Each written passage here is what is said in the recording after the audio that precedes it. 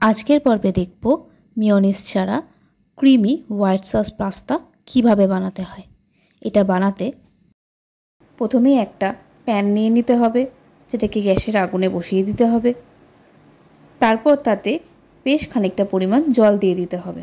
এটা পাস্তার পরিমাণ অনুযায়ী জলটা দিয়ে দিতে হবে। তারপর তাতে অল্প করে পাস্তা দিয়ে দিতে হবে।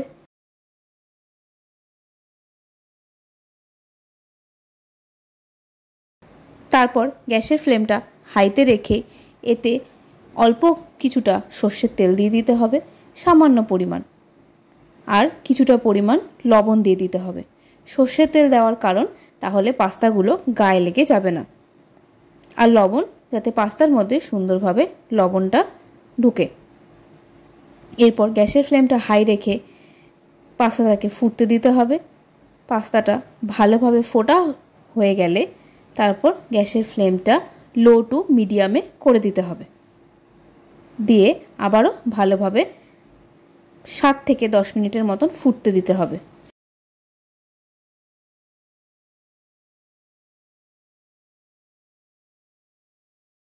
ভালো করে ফোটা হয়ে গেলে তাহলে পাস্তাগুলো এর মধ্যে সেদ্ধ হয়ে যাবে এবং একটাকে চামচের মধ্যে নিয়ে হাত দিয়ে একটু প্রেস করে দেখে নিতে হবে ভালো সেদ্ধ হয়েছে কিনা।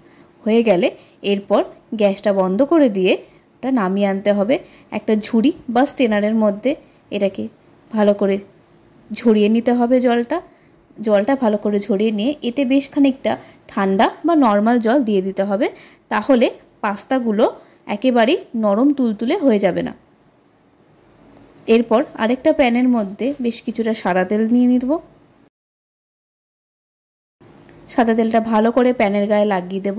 এরপর এতে আগে থেকে কুচিয়ে রাখা একটা মিডিয়াম সাইজের পেঁয়াজ কুচিয়ে রাখা সেটাকে তেলের মধ্যে দিয়ে দিতে হবে। এরপর ভালো করে একটা খুন্তি বা স্প্যাচুলার সাহায্যে নাড়াচাড়া করে নিতে হবে। এটাকে প্রায় 2 থেকে 3 মিনিট মিডিয়াম টু লো ফ্লেমে পেঁয়াজগুলোকে লাল লাল করে ভেজে নিতে হবে। ভালো করে নাড়িয়ে চাড়িয়ে নিয়ে পেঁয়াজগুলোকে সুন্দর করে ভেজে নিতে হবে।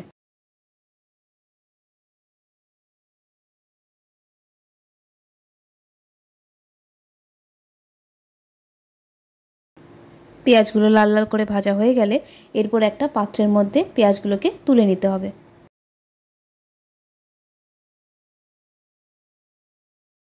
এরপরই ওই ফ্রাইং প্যানেতেই 1 কিউব মতন বাটার দিয়ে দিতে হবে।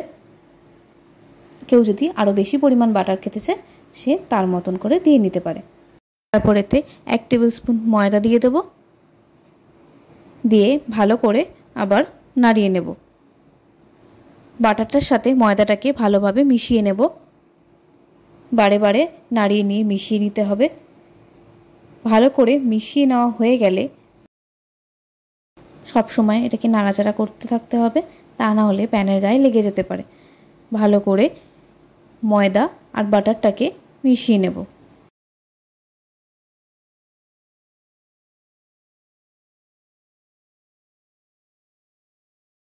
এরপর এতে বেশ কিছুটা দুধ দিয়ে দেব।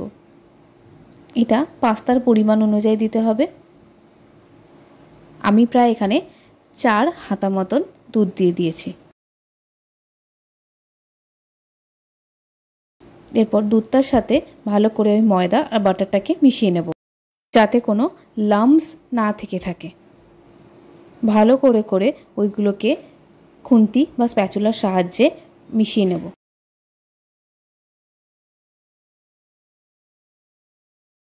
ভালো করে দুধের সাথে মিশিয়ে নেব।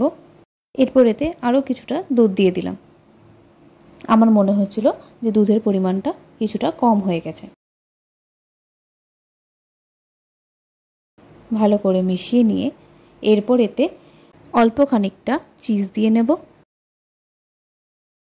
চিজটাকে 2 থেকে 3 মিনিট হতে সময় দিতে হবে।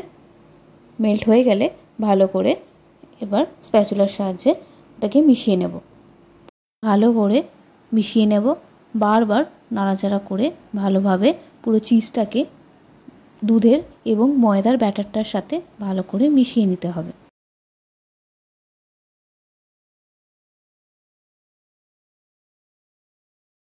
এরপর এতে ভেজে রাখা পেঁয়াজটা দিয়ে দেব। তারপর এতে সেদ্ধ করে রাখা পাস্তাটা দিয়ে দেব।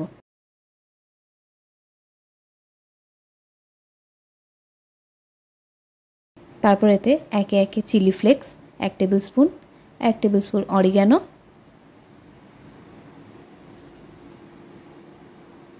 1/4 টেবিল স্পুন নুন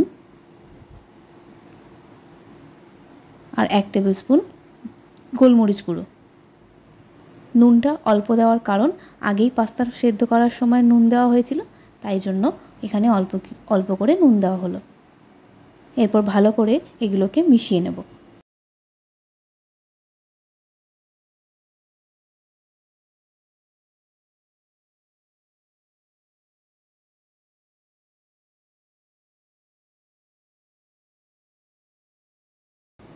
ভালোভাবে মিশিয়ে নিয়ে 2 থেকে 3 মিনিট ফুটতে দিলেই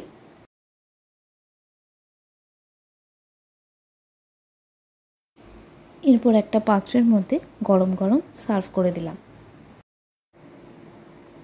লোভনীয় স্বাদের creamy white sauce pasta ready. দেখতেও যেমন সুন্দর, খেতেও অসাধারণ স্বাদের।